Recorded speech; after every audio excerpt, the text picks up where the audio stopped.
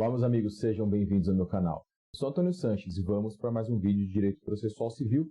Esse vídeo muito esperado, muito pedido. Nesse vídeo eu vou falar com vocês sobre juizados especiais do concurso de escrevente do Tribunal de Justiça que está chegando. Aqui estão as minhas redes sociais, mas clicando nesse botãozinho vocês já estarão inscritos no canal e toda semana a gente tem vídeo novo. Pois bem, concurso do TJ chegando, pessoal já aquecido, pessoal já a todo vapor para fazer a prova. E aqui nesse vídeo eu não vou tratar com vocês de todos os artigos que o edital pede para o concurso de escrevente do Tribunal de Justiça. Vou tratar de alguns pontos interessantes que, na minha opinião, podem eventualmente ser pedidos no concurso de escrevente técnico judiciário. Mas antes de falar efetivamente dos dispositivos, vamos entender um pouquinho como funciona esse sistema de juizados especiais. Na verdade, o que acontece? O judiciário, o serviço jurisdicional, ele é pago. Você tem que pagar taxas processuais, você tem que pagar custas, honorários, você tem que pagar despesas processuais e isso acaba sendo muito caro. Dessa maneira, houve um movimento do legislador para permitir o acesso à justiça a pessoas que não tinham condições e, como ferramenta de implementação disso, nós tivemos a criação de juizados de pequenas causas, juizados especiais de pequenas causas, em outras leis que já aconteceram.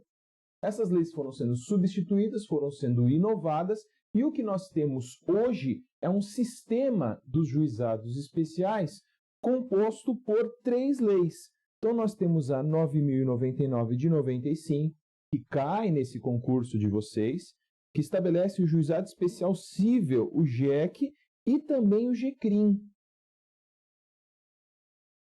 Juizado Especial Criminal, que obviamente a gente não fala aqui nesse vídeo, que nós vamos tratar de Direito Processual Civil. Viram que deu certo? Criaram o JEF, Juizado Especial Federal, para as causas de menor envergadura que digam respeito à Justiça Federal. Também tivemos o JECRIM Federal. Viram que deu certo esse sistema de um juizado especial para processos contra a Fazenda Federal e disseram, por que não criar esse sistema também no âmbito estadual e municipal? E aí, em 2009, criou-se no sistema jurídico o JEFAS, o Juizado Especial da Fazenda Pública Estadual, que se aplica, obviamente, é estadual, porque o judiciário aqui é estadual, mas se aplica contra o poder público estadual, o Distrito Federal, os territórios e os municípios. E esse aqui também cai nesse seu concurso público, porque o seu concurso público é para o Tribunal de Justiça de São Paulo, que é a Justiça Estadual. Então, nós vamos excluir aqui o federal e vamos trabalhar com a legislação estadual, esses dois sistemas. Pronto. Então, agora você já sabe qual é a ideia dessas duas leis. Então, você tem um sistema que é a base, que é a 9.099, e as regras da Lei 9.099 se aplicam para o JEFAS. As regras do Juizado Especial Cível, do JEC, se aplicam para o Juizado Especial da Fazenda Pública, obviamente naquilo que não for incompatível. Por isso, se vocês perceberem, se vocês pegarem na internet essas duas leis, vocês vão perceber que a 12.153 é menor, porque ela não regulamenta na sua plenitude o Juizado Especial. Ela regulamenta as regras que são necessárias para adaptar aquele procedimento da 9.099 ao sistema da Fazenda Pública. Mas, de novo, eu não vou tratar com vocês aqui de todos os artigos dessas duas leis que caem neste concurso. São só alguns pontos específicos que, na minha opinião, são as questões mais interessantes que, eventualmente, o examinador pode te pedir. Começando pela Lei 9.099, vamos falar da competência. Para falar da competência, meu amigo, nós temos causas de até 40 salários mínimos. Gravem esse número. ok? Causas de até 40 salários mínimos, juizado especial cível, ou seja, da Lei 9.099. Lembrando que eu tenho aqui 0 salários mínimos, 20 salários mínimos e 40 salários mínimos. De 0 até 20 salários mínimos, o autor da ação, aquela pessoa que quer entrar com o processo, pode fazer isso sem advogado. Só que ela pode fazer isso sem advogado no primeiro grau de jurisdição. Ou seja, pode entrar com a ação e pode tocar o processo até a sentença sem advogado. Quando vem a sentença, nesse processo aqui, até 20 salários mínimos, se o autor da ação quiser partir para o segundo grau, ou seja, se o autor quiser interpor um recurso, ele precisará de advogado. Então, grave bem, de 0 a 20 salários mínimos, pode ser sem advogado no primeiro grau de jurisdição. Pode entrar com a ação, pode atuar durante o processo e até a sentença. Veio a sentença, se ele quiser recorrer, se o autor da ação perdeu e quiser recorrer, ele precisará de advogado, mesmo para causas que não ultrapassem 20 salários mínimos. Tá? Porém, para causas acima de 20 salários mínimos, até 40, lembrando, ele sempre vai precisar de advogado. Ok? Também diz a Lei 9.099 que o juizado especial é competente para as causas do 275, inciso 2 do CPC, do Código de Processo Civil. Mas lembrem, meus amigos, essa lei é de 95. O Código de Processo Civil que estava em vigor à época era o de 1973. Essas causas do inciso 2 do CPC de 73 eram as chamadas causas de procedimento sumário. Aí você vai falar assim, mas Antônio, o Código de Processo Civil já não existe mais. Então eu não preciso me preocupar com essas causas de procedimento sumário? Calma lá. Na verdade, nós temos um dispositivo específico, que é o artigo 1063 do CPC de 2015. Olha o que esse artigo fala. Até a edição de uma lei específica, os juizados da 9.099, esse que nós estamos tratando aqui, continuam competentes para as causas de procedimento sumário. Okay? Então, artigo 1063, em todos os códigos, quase todos, em todas as leis, os últimos artigos são as chamadas disposições finais e transitórias. São artigos para resolver esses pequenos probleminhas que vão acontecendo à medida em que as leis vão se sobrepondo na vigência de um ordenamento jurídico, na vida de um ordenamento jurídico. E aqui nós temos um típico caso. Então, esse artigo, ciente de que haveria essa incompatibilidade, falou, olha, até que a gente tenha uma lei para tratar desse assunto, aquelas hipóteses do 2752, aquelas hipóteses de procedimento sumário, continuam sendo tratadas pela Lei 9.099. Então, vamos dar uma olhada. Quais são essas hipóteses? Diz lá o Código de Processo Civil. Arrendamento rural e parceria agrícola, cobrança de quantias devidas ao condomínio, ressarcimento por danos em prédio, seja urbano ou rústico, ressarcimento por danos de acidente de veículo de via terrestre, cobrança de seguro, ressalvado o processo de execução. E se você der uma olhadinha lá no artigo 784 do Código de Processo Civil, você vai ver os títulos executivos extrajudiciais. Os títulos extrajudiciais permitem o ajuizamento de uma execução. E lá, o seguro de vida em caso de morte é título executivo extrajudicial. E nessa medida não será necessário um processo de conhecimento. Vai direto para o processo de execução. Mas no seguro de vida, e isso em caso de morte, porque o seguro de vida pode ser seguro de vida para acidentes pessoais, para perda de emprego e assim por diante. Aqui é o seguro de vida em caso de morte, é título executivo extrajudicial. Fora essa hipótese, pode ser cobrado pelo juizado especial cível, porque o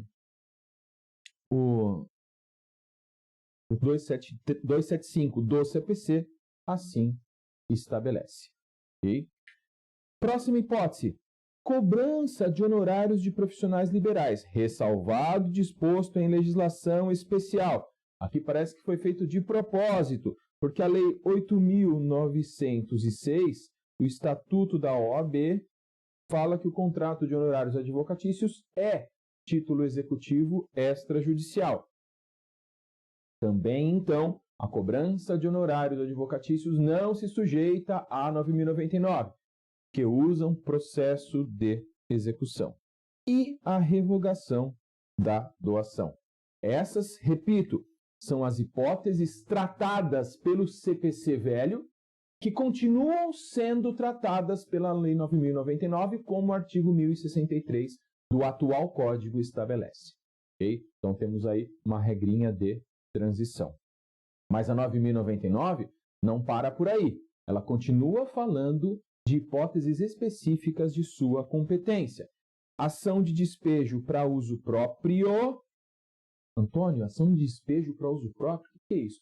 Na verdade, meus amigos, nós temos a Lei 8.245, que é a lei de locações, lei do inquilinato, é a lei que cuida do aluguel. Essa lei, ela estabelece que para findar, para encerrar esse contrato e o inquilino, o locatário, sair da casa, a ação é de despejo.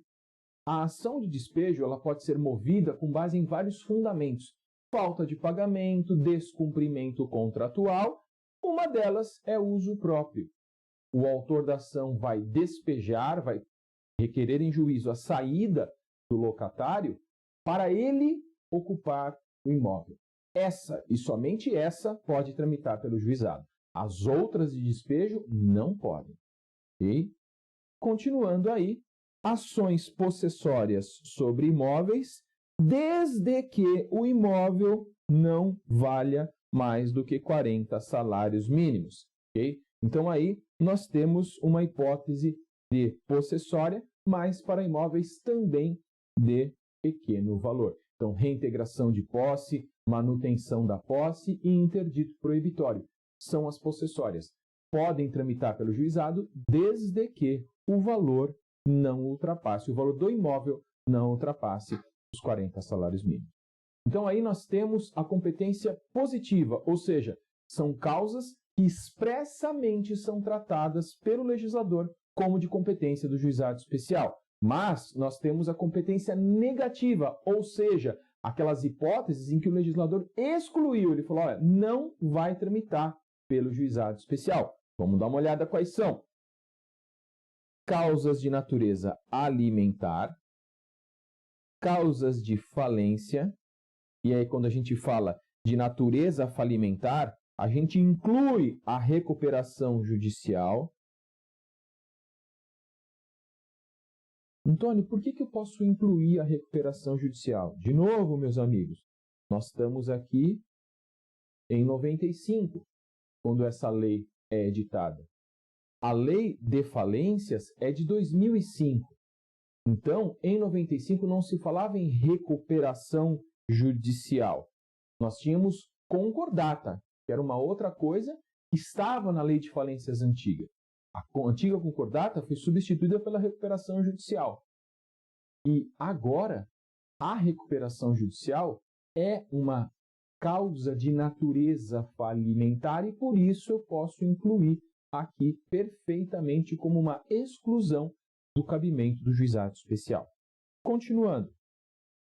Causas fiscais, cobrança de imposto, causas de interesse da fazenda pública, acidente de trabalho, resíduos trabalhistas, estado e capacidade das pessoas, por exemplo, interdição, anulação de casamento, não tramitam pelo juizado, ainda que tenha um cunho patrimonial. Então, aí nós temos a competência negativa, ou seja, a exclusão de cabimento do juizado especial. Muito importante também. Basicamente, aquelas causas que exigem um procedimento especial, um procedimento específico, seja pela natureza do direito discutido, seja pela característica da parte. E aqui é fácil. Lembra, nós temos um juizado especial da Fazenda Pública.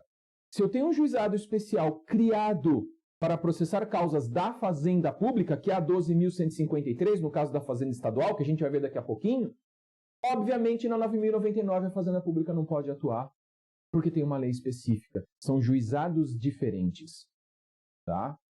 Então aí nós vimos o que cabe ao juizado especial cível processar e julgar. Agora a gente vai ver quem cabe no juizado especial cível. Quem pode processar no juizado especial cível? A gente vai falar da legitimidade. Para falar de legitimidade, a gente fala da legitimidade ativa, ou seja, quem pode ser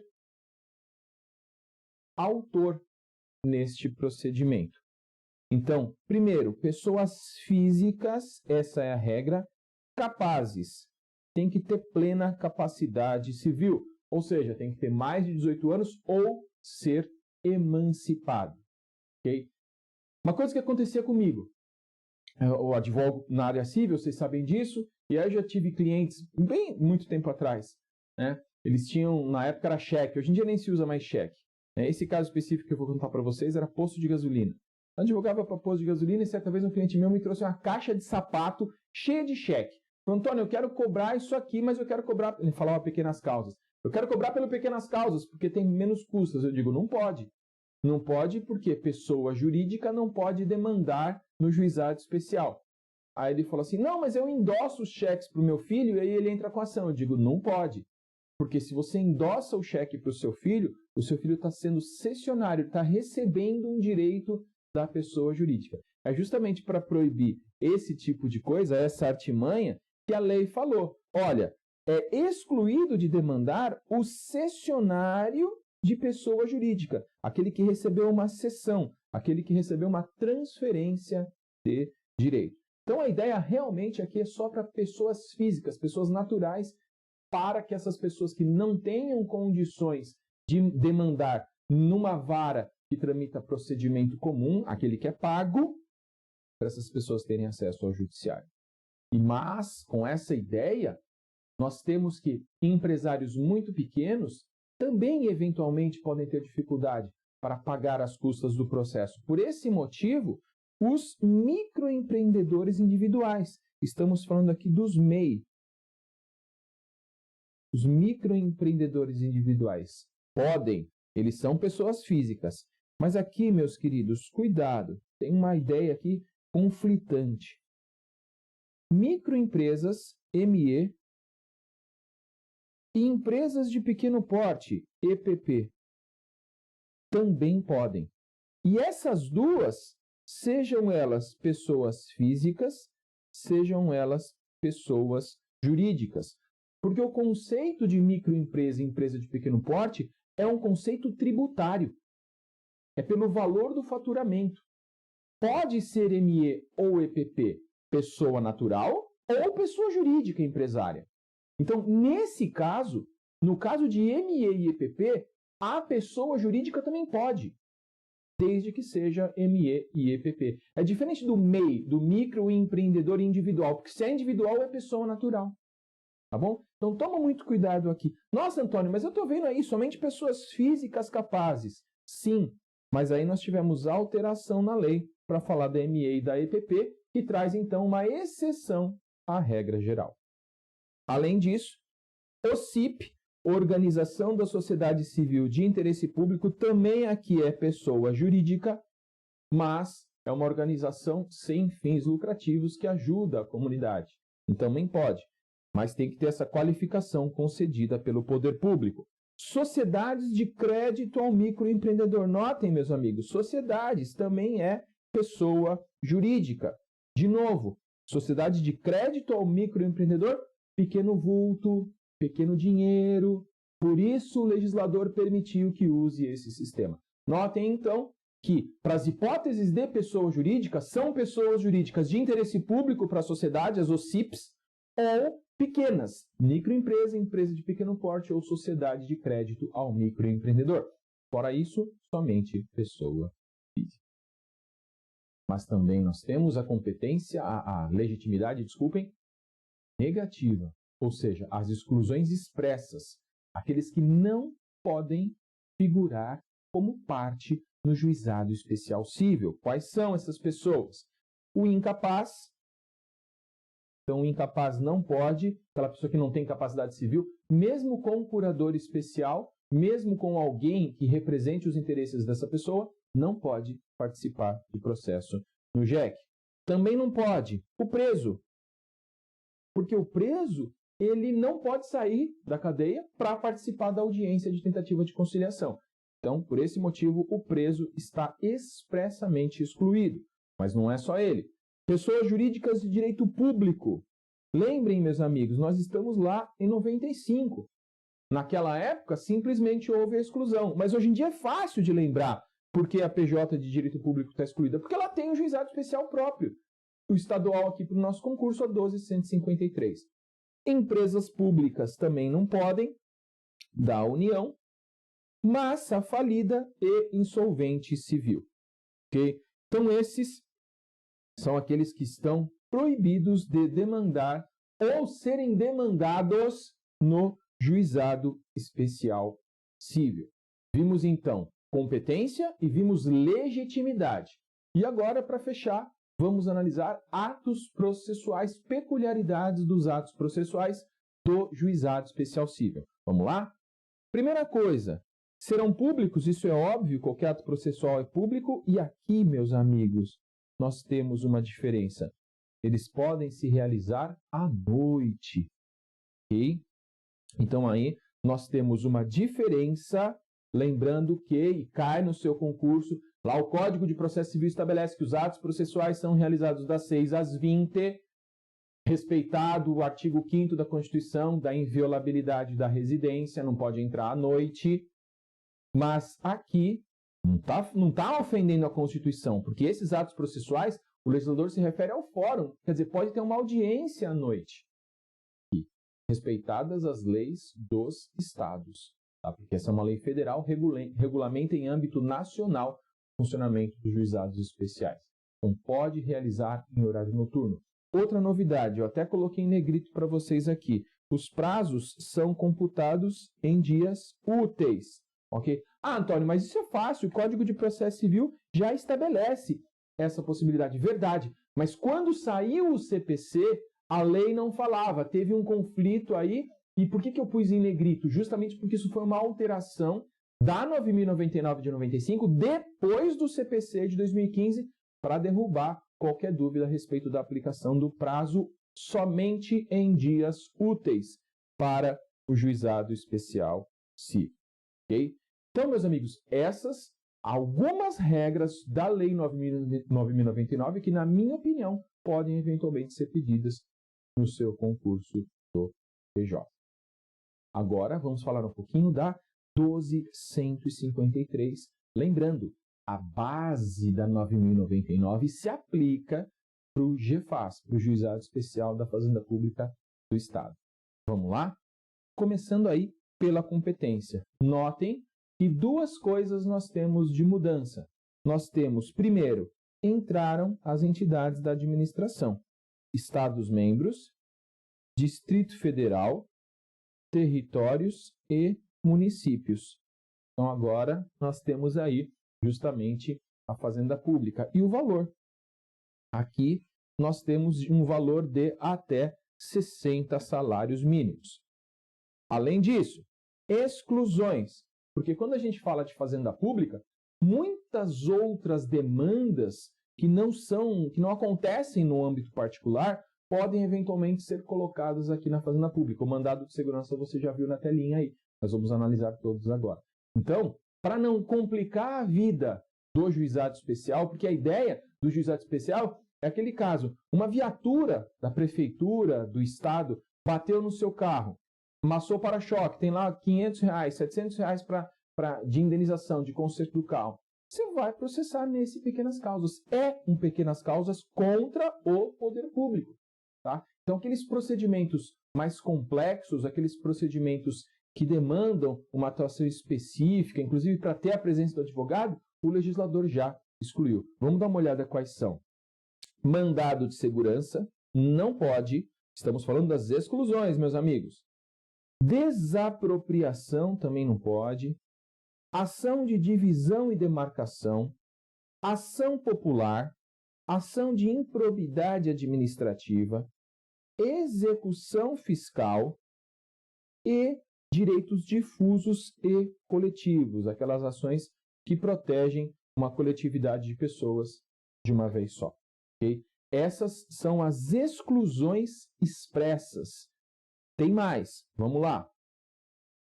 Causas sobre imóveis, sejam de estados, DF, território e município, autarquias. Autarquias são pessoas jurídicas de direito público, então autarquias estaduais e municipais, e fundações públicas estaduais, territoriais e municipais. Autarquia territorial também.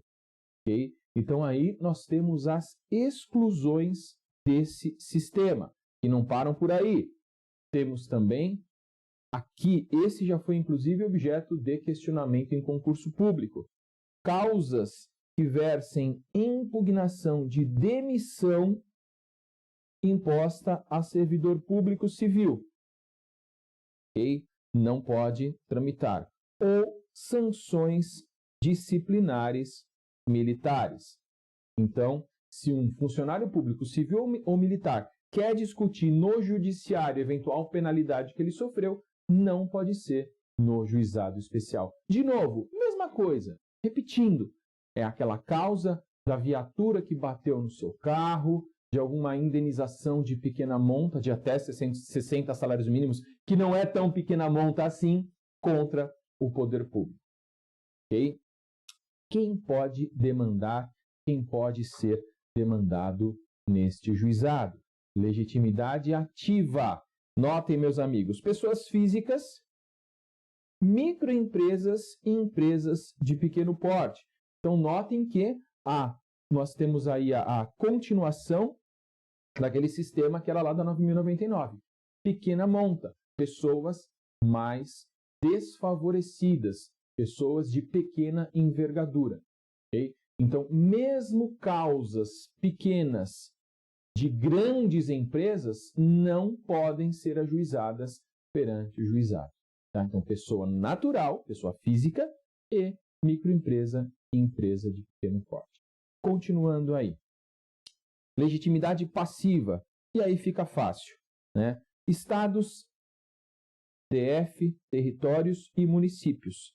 As autarquias vinculadas a todos esses, as fundações vinculadas a todos esses e as empresas públicas vinculadas a todos esses. Então, pode ter uma autarquia municipal, uma empresa pública municipal, uma fundação municipal. Okay? Então, aí nós temos quem pode ser processado. É fácil lembrar, se é um juizado especial da Fazenda Pública Estadual, pode contra o Estado. Mas, Antônio, pode contra o município. Porque, lembra, não existe poder judiciário municipal. As causas do judiciário municipal as causas do município tramitam perante o judiciário estadual. Não há juizado municipal, não há judiciário municipal. Só há judiciário estadual e federal. As causas federais, Justiça Federal. As causas estaduais e municipais, Justiça Estadual. Ok? Mas o federal nem se preocupa, porque não cai aqui nesse seu conflito. Vejamos agora outro detalhezinho, além da competência e da legitimidade. Vamos falar de prazos processuais. Não haverá prazo diferenciado para a prática de ato processual pela Fazenda Pública, inclusive para interpor recursos. Por que isso? Porque o Código de Processo Civil, ele trabalha com prazos diferentes para a Fazenda Pública. O CPC, Fazenda Pública tem prazo em dobro. Mas aqui, nos processos contra a Fazenda Pública estadual que tramitam pelo juizado especial, não haverá prazo em dobro, porque a ideia do legislador foi tornar algo mais rápido, mais célere, ok? Então, não haverá prazo diferenciado. A única diferença, a única peculiaridade de prazo processual que tem é essa aqui. A citação, e a citação não é para contestar, lembrem, a citação é para audiência de conciliação, tem que ser feita com pelo menos 30 dias de antecedência. Então, aí não é um prazo diferenciado, é apenas um prazo específico para essas causas, mas prazo dobrado não haverá para esses processos. De novo, não tratei nesse vídeo de todos os artigos que caem. Tratei de artigos e aspectos que, na minha opinião, são interessantes para que sejam pedidos nesse concurso público. Provavelmente o último vídeo que eu fiz aqui antes desse concurso do TJ de São Paulo. Para você que vai prestar a prova, eu desejo toda a sorte do mundo. E eu espero que você passe no concurso, assuma o seu cargo público. Se você me encontrar no fórum, pelos fóruns da vida, eu atuo litoral, capital, interior, região metropolitana de Campinas, me chama, fala, Antônio, eu vi lá o seu vídeo, vou ficar muito feliz, muito emocionado se souber que alguns desses vídeos te ajudaram a passar no seu concurso público. Conte com a gente, o canal tem bastante coisa. Passando no concurso, você vai para outros concursos, outros objetivos, e o canal vai estar sempre à disposição aqui para vocês. Um grande abraço do coração, boa sorte na prova e a gente se vê no pós-prova para comentar as questões. Valeu, até lá!